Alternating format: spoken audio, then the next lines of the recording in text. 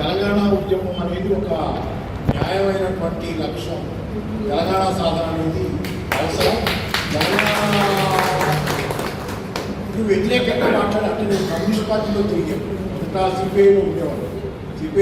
సరే సిపిఐలో కూడా అక్కడ అడ్జస్ట్ కాలేదు, బయటకు వచ్చేసాను.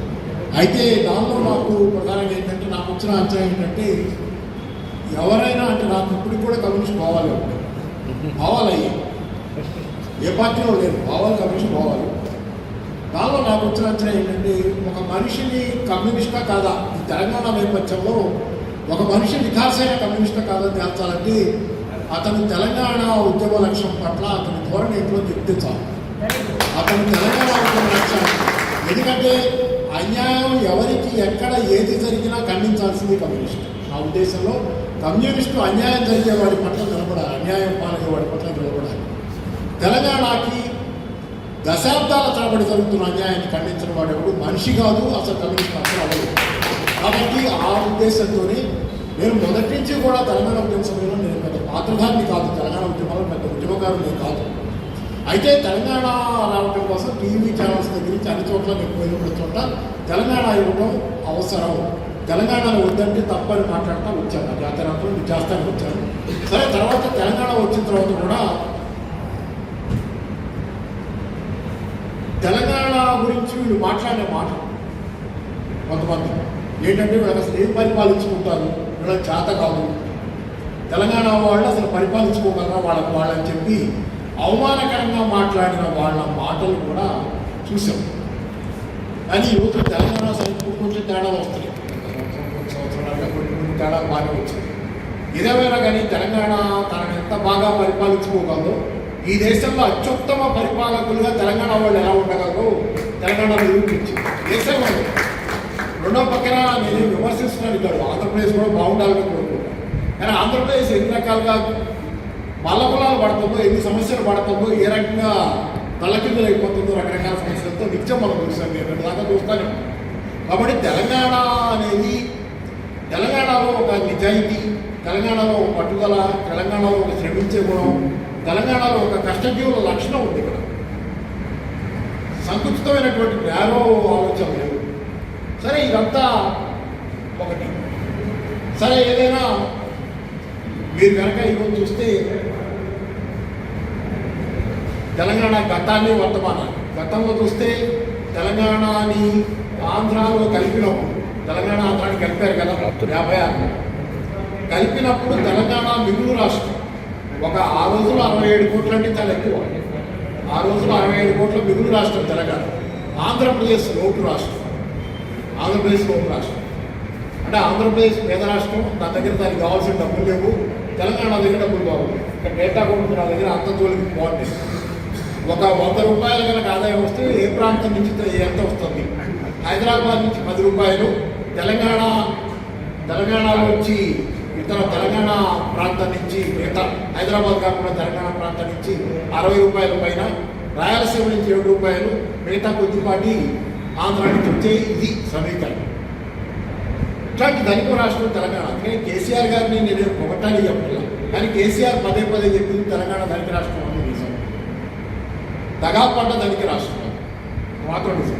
ఏంటంటే ఈరోజు గత 10 సంవత్సరాల చరిత్రలో సుమారు ఈ సంవత్సరానికి అయితే 11 దాటుతుంది. ఈ సంవత్సరాల చరిత్రలో తెలంగాణ పురోగతిని మీరు చూస్తే అత్యద్భుతమైనటువంటి విజయాలు. మీరు మొట్టమొదటగా తెలంగాణ విజయాల్లో వాటా మాదని చెప్పుకోవడానికి ఎవరికి హక్కు లేదు. తెలంగాణ ప్రజలకు తప్పితే తెలంగాణ విజయాల్లో వాటా మాదని చెప్పుకోవడానికి ఎవరికి హక్కు లేదు, ఆఖరికి కేంద్ర ప్రభుత్వానికి కూడా. ఎందుకంటే ఈరోజు డేటా చెప్తాం. తెలంగాణ వచ్చిన తర్వాత తెలంగాణ ప్రభుత్వం తెలంగాణ జనాల కోసం పెట్టిన మొత్తం ఖర్చు, తెలంగాణ జనాల కోసం పథకాల రూపంలో పెట్టిన మొత్తం ఖర్చు 10.21 లక్షల కోట్లు. ఇది 2023 దాకా 10.21 లక్షల కోట్ల రూపాయలు తెలంగాణ ప్రభుత్వం తెలంగాణ ప్రజల కోసం ఖర్చు పెట్టింది. సంక్షేమ పథకాలు కానీ ఇతరత్ర కానీ. దానిలో కేంద్ర ప్రభుత్వం నుంచి అది కాకుండా కేంద్ర ప్రభుత్వం నుంచి ఎంత వచ్చింది, వాళ్ళ వాటా ఎంత ఉందంటే 47,312 కోట్ల రూపాయలు వాళ్ళు ఇచ్చారు. 10.21 లక్షల కోట్ల రూపాయలు తెలంగాణ రాష్ట్రం తన సొంత వనరుల నుంచి తన ప్రజల కోసం పథకాల రూపంలో ఖర్చు పెట్టుకుంటే కేంద్రం నుంచి తెలంగాణ ప్రజల కోసం వచ్చింది 47,312 కోట్ల రూపాయలు, అంటే 4.8% మాత్రమే కేంద్రం నుంచి వచ్చింది. మరి తెలంగాణ ఇంత అద్భుతమైనటువంటిగా ఖర్చు తనకు తను ఎలా చేసుకోగలిగింది? ఎవరు సహకరించకపోయినా ఆంధ్ర పాలకులు తాముండగా తాము దిగిపోయిన తర్వాత కూడా దీన్ని ఎన్ని రకాలుగా ఇబ్బంది పెట్టాలని ఆలోచిస్తున్న తరుణంలో, రెండో పక్కన కేంద్రం కూడా చాలాసార్లు సహకరించిన తరుణంలో కూడా తెలంగాణ ఏ విధంగా ఏం సాధించిందంటే, తెలంగాణకు ఉన్నటువంటి విశిష్టమైనటువంటి ఏంటంటే తెలంగాణ ఆదాయ వనరులు తెలంగాణ సొంత చేతిలో ఉన్నాయి. తెలంగాణలో 100 రూపాయల ఆదాయం ఉందంటే, 100 రూపాయలు తెలంగాణ ప్రభుత్వం ఖర్చు పెడుతుందంటే దానిలో 84 రూపాయలు తెలంగాణలోనే వస్తున్నాయి, జనరేట్ అవుతున్నాయి. అంటే మిగతా 16 రూపాయలు ఎవరో ఇస్తున్నారని కాదు, మన దగ్గర నుంచి కేంద్రానికి పన్నులుగా డబ్బులు వెళ్తాయి, మన దగ్గర నుంచి కేంద్రానికి పన్నులు డబ్బు వెళ్తాయి. దానిలో కొంత వాటా తిరిగి మనకు వస్తుంది. దేశం అంతా పన్నుల డబ్బులన్నీ కేంద్రం దగ్గరికి వెళ్ళిన తర్వాత కేంద్రం వాటిని పంపకాలు చేస్తుంది. పంపకాలు చేస్తే కొంత వాటా మనకు వస్తుంది. ఆ వాటా 16 రూపాయలు. నిజానికి మనం ఇది ఉంది కదా, బూరెడి దోసెడికి వచ్చి దోసెడి తింటుంది అన్నట్టు, మనం ఇచ్చే డబ్బులో మనం తీసుకుంటుంది చాలా తక్కువ. కేంద్ర ప్రభుత్వానికి మనం రూపాయి ఇస్తే 47 రూపాయలు 46 రూపాయలు మనం వెనక్కి తీసుకుంటున్నాం మనం.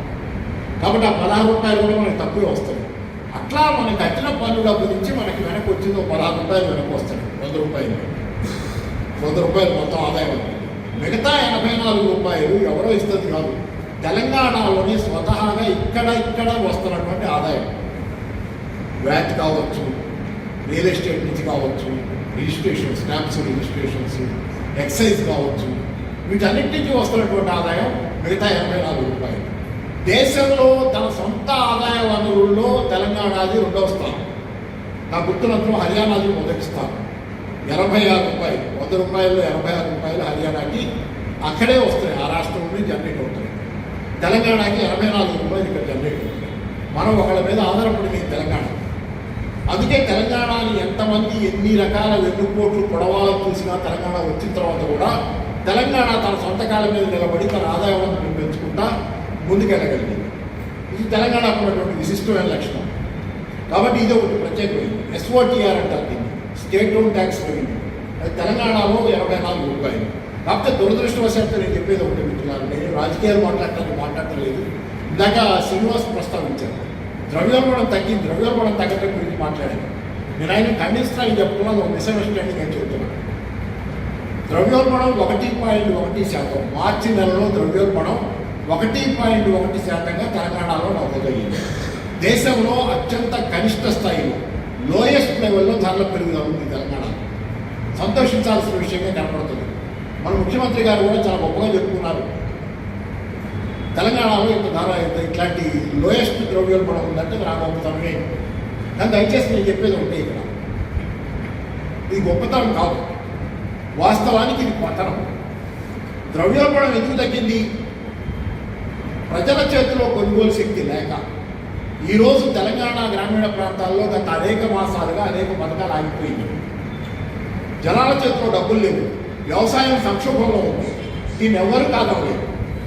ఇట్లాంటి పరిస్థితుల్లో జనాల చేతిలో కొనుగోలు శక్తి లేక, డిమాండ్ లేక వస్తువుల ధరలు పెరగటల్లా. డిమాండ్ ఎక్కువ ఉంటే ధరలు పెరిగింది, ధరలు పెరిగితే ద్రవ్యోల్బణం అంటుంది. ఆ ద్రవ్యోల్బణం తెలంగాణలో ఈరోజు ఎందుకు తగ్గిపోయి దేశంలోనే లోయెస్ట్ లెవెల్లో రిజిస్టర్ అయిందంటే, గ్రామీణ ప్రాంతాల్లో నగర ప్రాంతాల్లో కూడా తెలంగాణలో సంక్షోభం ఉంది. ఈరోజు ప్రజల ఆదాయాలు పడిపోయి ప్రజలు కల్లోలంలో ఉన్నారు. కాబట్టి వాళ్ళ కొనుగోలు శక్తి పడిపోయి మార్కెట్లో సరుకులకు డిమాండ్ లేక సరుకుల ధరలు పెరగటల్లా. అందుకే తెలంగాణలో ద్రవ్యోల్బణం తక్కువ ఉంది. మంచికి కాదు, చెడుకు జరుగుతుంది. దీనికి తార్కాణం ఏంటంటే మీరు అడగచ్చు. ఉదాహరణ చూడండి, తెలంగాణ పర్ క్యాపిటల్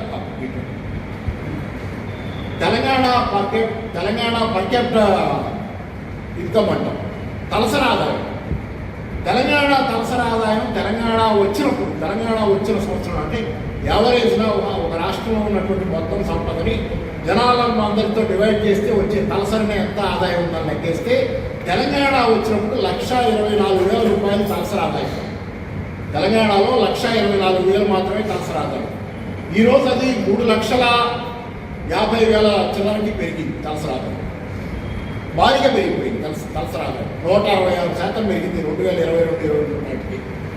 బ్రహ్మాండంగా పెరిగింది తలసరి. దేశంలో నెంబర్ 1 స్థానానికి వెళ్ళాం. తలసరి ఆదాయం పెరుగుదలలో తెలంగాణ దేశంలో నెంబర్ 1 మొన్న. ఇవాళ ఏమైంది? 11వ స్థానానికి పడిపోయింది. మొన్న ఈ ద్రవ్యోల్బణ గణాంకాలు వచ్చే కొద్ది రోజుల ముందు వచ్చిన గణాంకాల ప్రకారం తెలంగాణ పర్ క్యాపిటల్ ఇన్కంలో 11వ స్థానానికి పడిపోయింది 1వ స్థానం నుంచి. అంటే తెలంగాణ ప్రజల ఆదాయ వృద్ధి రేటు పడిపోతుంది. ఆ స్థానంలోకి కర్ణాటక వచ్చింది నెంబర్ 1 స్థానానికి. మనం 11వ స్థానంలోకి పడిపోయాం. అదే కాదు జీడిపి, మొత్తం రాష్ట్రంలో ఉత్పత్తి అవుతున్న సంపద. గతంలో మనం 2-3 స్థానాల్లో ఉండేవాళ్ళం ఈ దేశంలో, ఇప్పుడు 13వ స్థానానికి పడిపోయాం. ఇదే కాదు జిఎస్టీ వసూలు, మార్చి నెలలో జిఎస్టీ వసూలు.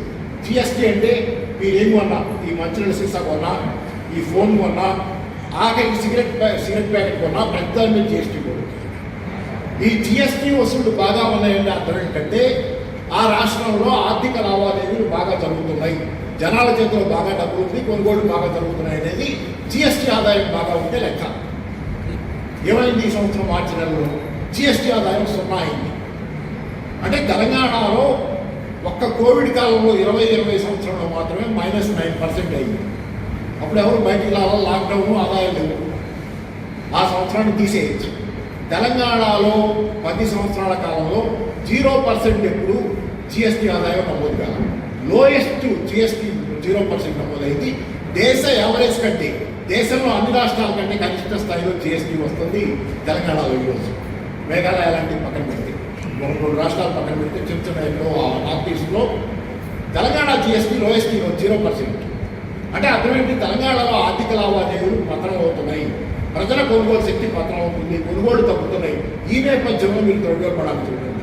జిఎస్టీపీలో ర్యాంక్ పడిపోవటం, పర్ క్యాపిటల్ ఇన్కంలో ర్యాంక్ పడిపోవటం, జిఎస్టీలో 0% నమోదు కావటం, ఆ నేపథ్యంలో 1.1% ద్రవ్యోల్బణం చూస్తే మీకు అర్థమవుతుంది. ఇది సంతోషించాల్సిన విషయంగా, దుఃఖించాల్సిన విషయం. ద్రవ్యోల్బణం 1.1% ఉంటే రేపు పొద్దున ఇది మైనస్లో ఉండేది. ప్రజల కొనుగోలు శక్తి ఈ రకంగా పడిపోతే ఈ మైనస్లో కొనుగోలు శక్తి పూర్తిగా పడిపోతుంది. కాబట్టి ఏంటంటే ఈ రోజు ఉన్నటువంటి పరిస్థితి ఒక విషాదకరమైనటువంటి వాతావరణం తెలంగాణ గ్రామీణ ప్రాంతాల్లో మళ్ళీ అనుకుంటుంది. రాజకీయాలు ప్రస్తావన చేయడంలో ఈ వాస్తవ గణాంకాలతో మాట్లాడతాను. దానిలో రాజకీయాలు స్ఫురిస్తే రాకుండా ఉంటాయి. రాజకీయాలు లేకుండా మాట్లాడలేదు. కానీ రాజకీయాలతోనే మనం ప్రధాన్ని మాట్లాడుకోవద్దని మాత్రం చెప్తాం. దీనిలో ఈ అంకెల్లో తప్పేమీ లేదు. అంకెలు ఇది కరెక్ట్. అంకెల ఇంటర్ప్రిటేషన్ ఇది. నేను ఒక అంకె మాత్రమే చెప్పి నేను అంతకు ఊరుకోను. 1.1% పడిపోవడం అంటే తప్పని మాత్రమే ఊరుకోవాలి. దానికి తాత్కాలికంగా 3 గణాంకాలు చెప్పేవాళ్ళు. ఇవన్నీ కూడా పడిపోతున్నాయి కాబట్టి 1.1% అర్థం ఇది, అది కాదు అని. అదే కాదు సోదరులు, సరే అది అయిపోయింది. ఈరోజు ఒక తెలంగాణ ఒక అత్యవసర స్థితిలో ఉంది. అంటే తెలంగాణని కాపాడుకోవటం, తెలంగాణ ఉద్యమ స్ఫూర్తిని మళ్ళీ నరాల్లో నింపుకోవటం ఈరోజు తప్పనిసరిగా అత్యవసరమైనటువంటి ఒక అవసరంగా ఈరోజు తెలంగాణ ప్రజలకు ఉంది. ఎందుకంటే తెలంగాణ గతంలో ఏంటంటే ఎవరో ఏదో చేస్తున్నారని మనం అనుకునేవాళ్ళు. ఎవరో చేస్తున్నారు, ఆంధ్ర వాళ్ళు చేస్తున్నారు కాబట్టి దానికి వ్యతిరేకంగా పోరాడాలనేది ఉంది. ఈరోజు ఏంటంటే తెలంగాణ ప్రజలు తమ బాధ్యతగా తెలంగాణను నిలబెట్టుకోవడం, తెలంగాణ ఆర్థిక స్థితిని కాపాడుకోవడం తమ బాధ్యతగా తీసుకునే కర్తవ్యం వాళ్ళందరి భుజాల మీద ఉంది. ఇవాళ ఎవరిని బ్లేమ్ చేయలేదు. కాబట్టి ఏంటి మన భుజాల మీద తీసుకోవాల్సిన అవసరం. రెండోది ఏంటంటే ఇక్కడ మామూలుగానే మనందరికీ నేను మామూలుగా చెప్పేది, తెలంగాణలో ప్రయారిటీస్లో వ్యవసాయాన్ని ముందుగా తీసుకున్నారు. కేసీఆర్ ఉండగా కానీ టీఆర్ఎస్ ఉండగా ఎక్కువ కాలం పరిపాలించిన ఆయనే కాబట్టి వాళ్ళు ఉండగా వ్యవసాయాన్ని ప్రయారిటీ. తెలంగాణ ఉద్యమ నినాదమే నీళ్లు, నిధులు, నియామకాలు. సరే నియామకాల విషయంలో యూత్లో అసంతృప్తి ఉంది. చేయగలిగారు వాళ్ళు. నాకు తెలిసి ఒక 22-23 లక్షల దాకా ప్రైవేట్ ఉద్యోగాలు ఇచ్చారు. డేటా ఉంది నా దగ్గర. ఎన్ని పరిశ్రమలు వచ్చి ఎన్ని ఉద్యోగాలు ప్రైవేట్ ఉద్యోగాలు. అలాగే ఒక 2 లక్షల చిల్లర దాకా గవర్నమెంట్ ఉద్యోగాలు వచ్చాయి. కానీ యూత్ చాలామంది ఉన్నారు నిరుద్యోగులు. వాళ్ళందరికీ ఇవ్వలేని పరిస్థితి ఉంది, ఇవ్వలేకపోయారు. దాని ఒక ఉద్యమంగా మారింది. ప్రభుత్వం పడిపోవడానికి కారణం అది కాసేపు పక్కన పెడితే, నియామకాలను కాసేపు పక్కన పెడితే, నీళ్లు, నిధులు సరే. తెలంగాణ నిధులు గత 10 సంవత్సరాల కాలంలో తెలంగాణ ఆదాయ వనరులు విపరీతంగా పెరిగింది. తెలంగాణ వచ్చినప్పుడు ఉన్నటువంటి మొత్తం తెలంగాణ ఆదాయం ఎంత, ఈరోజు తెలంగాణ ఆదాయం ఎంత చూస్తే భారీగా పెరిగింది. సరే ఈ మధ్యకాలంలో వాటి కొత్త ప్రభుత్వం వచ్చిన తర్వాత ఆదాయ వనరులు తగ్గిపోతాయి. ఆదాయం తగ్గుతుంది. మీకు అన్ని వసూళ్లు తగ్గుతున్నాయి. స్టాంప్స్ అండ్ రిజిస్ట్రేషన్ ఆదాయం దగ్గర నుంచి ఉన్నాయని చెప్పి జిఎస్టీ ఆదాయం దాకా అన్ని ఆదాయాలు పడిపోతున్నాయి. సరే అది కాసేపు పక్కన పెడితే ఓవరాల్గా 2023 దాకా మొత్తంగా చూస్తే తెలంగాణ ఆదాయం విపరీతంగా పెంచుకుంటూ వచ్చాం వాళ్ళు. రెండోది వ్యవసాయం. ఇందాకే చెప్పారు కరీంనగర్లోని బ్రహ్మాండ ప్రాజెక్టు గురించి. వ్యవసాయంలో రికార్డులు సృష్టించింది తెలంగాణ. ఈ దేశంలో మిర్చి పంటలో ఒక ర్యాంక్ నెంబర్ 1 అనుకుంటుంది. ధాన్యం ఉత్పత్తిలో పంజాబ్తో పోటాపోటీగా వెళ్ళింది. అలాగే పత్తి ఉత్పత్తిలో కూడా బ్రహ్మాండంగా పోటాపోటీగా. ఒకప్పుడు ఎక్కడుంది తెలంగాణ? వ్యవసాయంలో తెలంగాణ ఎక్కడుంది? అట్లాంటి వ్యవసాయంలో తల్లాడుతున్నటువంటి తెలంగాణ, అంటే ఏం చేయాలో దిక్కుతోచక ఆత్మహత్యల శరణ్యం అన్నట్టు తెలంగాణ రైతాంగం దగ్గర నుంచి తెలంగాణ రైతాంగాన్ని, తెలంగాణ రైతాంగ ఆదాయాన్ని, తెలంగాణ రైతాంగం చేస్తున్నటువంటి ఉత్పత్తిని అద్భుతమైన స్థాయికి తెలంగాణ పెంచుకుంటుంది. కానీ దీని దగ్గర చాలామంది అధ్యక్షులు ఏమవుతుందంటే, మీరు కాళేశ్వరం ప్రాజెక్టు ఉంది, మరి వేరే వివాదాలు వదిలేయండి ప్రజలు. దాని విషయంలో మీకు అనేది ఏంటంటే కరెంటు ఖర్చు ఎక్కువ అవుతుంది కాళేశ్వరానికి. దానివల్ల సప్లై అవుతున్న నీటి దీనికంటే కూడా కరెంటు ఖర్చు ఎక్కువ. నేను చెప్పేది ఉంటాయి ఇక్కడ మీకు, తెలంగాణకి తప్పనిసరి ఎత్తిపోతల అనేది తెలంగాణకి తప్పనిసరి. కాబట్టి తెలంగాణ అస్తిత్వానికి, తెలంగాణ మనుగడకి కాగితం కరెన్సీ ఖర్చుల గురించి ఆలోచించుకుంటే తెలంగాణకు మనుగడ ఉండదు. దీనికి ఒకటే చిన్న ఉదాహరణ, చైనా ఉంది. చైనా దేశంలో ఈ మధ్యకాలంలో వాళ్ళు కొన్ని సొంతగా వాళ్ళ ధాన్యం వాళ్ళే ఎక్కువ ఉత్పత్తి చేసుకోవాలి, ప్రపంచంలో ఇతరుల మీద ఆధారపడకూడదు అనే దానిలో వాళ్ళు వేస్తున్న కమర్షియల్ పంటలు, వాణిజ్య పంటలు బాగా డబ్బులు వస్తుంది. కానీ వాణిజ్య పంటలు వేయడం మానేసి చాలా చోట్ల ధాన్యాలు ఇట్లాంటివి వేసుకోవడం మొదలుపెట్టారు. తక్కువ డబ్బులు వచ్చినా కానీ ధాన్యం వేస్తున్నారు, ధాన్యం గింజలు కానీ ఆహార ఉత్పత్తులు వేసుకుంటున్నారు. అది ప్రధానమైంది. ఎందుకంటే ఇప్పుడు మనం డబ్బుల గురించి కాకుండా ఈ రాష్ట్రం బాగుపడాలంటే ఎక్కడి నుంచి ఎలా వెళ్ళాలని. కాబట్టి కరెంటు ఖర్చు గురించి ఆలోచించడం అంటే బేసిక్గా దూరదృష్టి లేనటువంటి ఆలోచన విధానం. కానీ ఈరోజు కరెంటు ఖర్చు అయినా, మీకు చెప్తున్న ఉదాహరణ, కరెంటు ఖర్చు అయ్యింది. కానీ తెలంగాణలో ధాన్య ఉత్పత్తి ఎంత పెరిగింది? 3 కోట్ల మెట్రిక్ టన్నులకు అనుకుంటా, 3 కోట్ల టన్నులకు పెరిగింది తెలంగాణలో ధాన్య ఉత్పత్తి. తెలంగాణ గ్రామీణ ప్రాంతాల్లో సంపద ఎంత పెరిగింది? దీనివల్ల తెలంగాణ నగర ప్రాంతాల్లో కూడా ఉద్యోగ అవకాశాలు పెరిగినాయి. ఆ మాటకు వస్తే ఉదాహరణ చెబుతాను. సరే, తెలంగాణ వచ్చిన తర్వాత చాలా వ్యవసాయ రంగంలో చాలా పురోగతి జరిగింది. ఈ పురోగతి వల్ల తెలంగాణ మొత్తానికి ఒక హైప్ వచ్చింది. కానీ ఒక చిన్న ఉదాహరణ చెబుతా. తెలంగాణ రాకముందు కూడా అప్పుడప్పుడు జరిగిన అడపా ఘటనలు ఎలా వ్యవసాయం ఇంపార్టెంటో తెలంగాణకు కూడా చెప్తుంది. ఉదాహరణకి 2007 అనుకుంటా, నిజామాబాద్ జిల్లా ఈ పక్కన, నిజామాబాద్ జిల్లాలో నాకు ఇది బాగా గుర్తు, ఉదాహరణ పదే చెబుతాను. పసుపు పంట, ఆర్మూర్ ఏరియాలో పసుపు పంట బాగుంది. ఆ పసుపు పంట వేస్తే ఆ సంవత్సరం రికార్డు పంట వచ్చింది రైతులకి. అదే కాదు, రికార్డు ధర కూడా వచ్చింది మార్కెట్లో. దాంతో జనాలకు పెద్ద డబ్బులు, ఆర్మూర్ ఏరియాలో పసుపు పంట వేసిన రైతులకి ఆ సంవత్సరం విపరీతమైన డబ్బులు. అరుదు, తెలంగాణ రాకుండా అరుదైన సందర్భం అది, కానీ వచ్చింది ఆ సంవత్సరం విపరీతంగా డబ్బులు వచ్చింది. డబ్బులు వస్తే రైతులు ఆ సంవత్సరం నేను పేపర్లో చదివిన వార్త, వాళ్ళలో చాలామంది ఇల్లు కట్టుకున్నారు. ఇల్లు కట్టుకుంటే ఏమైంది? సింపుల్గా చెబుతారు. ఇల్లు కట్టుకుంటే వాళ్ళు కొన్న సిమెంటు, స్టీల్ ఎక్కడి నుంచి వచ్చినాయి? నగర ప్రాంతాల నుంచి వచ్చినాయి, నగర ప్రాంత పరిశ్రమల నుంచి వచ్చినాయి. అలాగే వాళ్ళు కార్లు, బైకులు కొనుక్కున్నారు. ఇవి ఎక్కడి నుంచి వచ్చినాయి? నగర ప్రాంతాల పరిశ్రమల నుంచి వచ్చినాయి. అలాగే వాళ్ళు గృహోపకరణాలు, టీవీలు, ఫ్రిడ్జ్లు ఇవన్నీ కొనుక్కున్నారు. ఇవన్నీ ఎక్కడి నుంచి వచ్చినాయి? నగర ప్రాంతాల పరిశ్రమల నుంచి వచ్చినాయి. అంటే మీకు గ్రామీణ ప్రాంత వ్యవసాయం కనుక బాగుంటే, గ్రామీణ ప్రాంతం రైతు చేతిలో కనుక డబ్బులుంటే అది నగర ప్రాంతాలకి మంచిది. నగర ప్రాంతాల్లో పరిశ్రమలు పెరుగుతాయి, నగర ప్రాంతాల్లో ఉపాధి వస్తుంది. ఇదే జరిగింది తెలంగాణలో. గత 10 సంవత్సరాల కాలంలో సాగునీటి వృద్ధి వలన, సాగునీరు విపరీతంగా అందుబాటులోకి రావడం వల్ల, తెలంగాణ గ్రామీణ ప్రాంతాల్లో రైతాంగానికి అందుబాటులో నీళ్లు రావడం వల్ల తెలంగాణ రైతాంగ విప్లవాన్ని, వ్యవసాయ విప్లవాన్ని చూసింది. దీనివల్ల తెలంగాణ గ్రామీణ ప్రాంతాల్లో పెరిగినటువంటి సంపద తెలంగాణ నగర ప్రాంతాల్లో కూడా ఆటోమేటిక్గా సంపన్నవంతమైనటువంటి వాతావరణాన్ని తెచ్చింది. మంచి అవకాశాలు కల్పించింది పారిశ్రామిక వృద్ధికి. దేశం మొత్తం కూడా రియల్ ఎస్టేట్ డౌన్ అవుతున్న కాలంలో కూడా ఇప్పుడు మళ్ళీ రియల్ ఎస్టేట్ తెలంగాణలో డౌన్ అవుతుంది. అది వేరే విషయం. ఈ చర్చ 2023 వరకు ఆ కాలంలో కూడా తెలంగాణలో రికార్డు స్థాయిలో రియల్ ఎస్టేట్ వాల్యూస్ పెరిగింది. అన్ని గణాంకాలు చెబుతున్నాయి. రియల్ ఎస్టేట్ ఎట్లా పెరిగింది, ఇప్పుడు ఎలా కుదరలేదు కూడా కళ్ళ కనపడుతుంది. సో నేను చెప్పేది ఇది ఎక్కడి నుంచి వచ్చింది? వ్యవసాయ రంగం పుష్కలంగా బాగా ఉండటం వల్ల, గ్రామీణ ప్రాంతాల్లో కొనుగోలు శక్తి పెరగడం వల్ల నగర ప్రాంతాలు ప్రాస్పరస్గా అయ్యి ఆటోమేటిక్గా ఇదంతా ఒక ఎఫెక్ట్. దీనిలో కరెంటు ఖర్చు లెక్కేస్తే ఏమవుతుంది? దీనిలో కరెంటు ఖర్చు లెక్కేసుకుని అక్కడే అయిపోతే ఏమయ్యేది? కాబట్టి ఏంటంటే దీన్ని మొత్తంగా చూడాలి తప్పితే కరెంటు ఖర్చుగా విడిగా చూస్తే కనుక దిక్కులు కనుకోవచ్చు. కానీ మొత్తంగా తెలంగాణకు తగినటువంటి ప్రయోజనం బాహుబలి మోటార్స్ కావచ్చు, కరెంటు ఖర్చు కావచ్చు, ఏదైనా జరగవచ్చు. కానీ దీనంతటి వల్ల తెలంగాణలో వచ్చినటువంటి ఊపు ఆర్థిక వ్యవస్థ అది మిగతా వాళ్ళు అర్థం చేసుకుంటే కొంచెం కష్టం. కానీ మొత్తంగా ఓవరాల్గా చూడాలి తప్పితే అక్కడ విడిగా చూస్తే కొన్ని అంశాలు పడతాయి. కానీ ఏంటంటే తెలంగాణకి ఎత్తిపోతలు తప్పదు, ఎత్తిపోతలకి కరెంటు వాడకం తప్పదు, అది ఒకసారి ఎక్కువ ఖర్చు అవుతున్నట్టు కనపడక తప్పదు. కానీ ఎన్ని తప్పకపోయినా ఈరోజు తెలంగాణ ఇన్ని నెగటివ్స్ మధ్యలో, ఇన్ని ప్రతికూల పరిస్థితుల మధ్యలో ఈ దేశంలో అత్యద్భుతమైనటువంటి మోడల్ స్టేట్గా నీతి ఆయోగ్ చాలాసార్లు పొగిడింది భారతదేశంలో తెలంగాణ. ఆఖరికి సిఐఏ కూడా తెలంగాణ అద్భుతంగా పొగిడింది, బ్రహ్మాండమైన రాష్ట్రం వచ్చి. చాలా కితాబులు మీరు గ్రామీణ పంచాయతీరాజ్ అవార్డుల్లో సందర్భంలో 2021-22లో పంచాయతీరాజ్ అవార్డులు దేశంలో ఇస్తే దానిలో 30% అవార్డులు తెలంగాణకు వచ్చింది. మొత్తం 100 ఊరికి 100 అవార్డులు అనుకుంటే 30 అవార్డులు తెలంగాణకు వచ్చింది. దేశంలో ఇన్ని రాష్ట్రాలు ఉన్నాయి. అదే మీరు ప్రతి దానిలో రికార్డులు ఉన్నాయి. తెలంగాణ అనేది ఈరోజు ఒక మిరకిల్ అని చెప్పి నా దగ్గర ఇక్కడ పేపర్లోనే ఉంది, అది చదివి చెప్పండి. ఎకనామిస్ట్ పత్రిక, లండన్ నుంచి వచ్చే ఎకనామిస్ట్ పత్రిక, ఒక ప్రజాస్వామిక దేశంలో ఒక రాష్ట్రం ఇంత పెద్ద ఎత్తున ఇంత తక్కువ కాల వ్యవధిన పురోగతి సాధించడం అద్భుతమైన ఎకనామిస్ట్ పత్రిక రాసింది. చాలా ఉన్నాయి వివరాలు చెప్పుకుంటారు.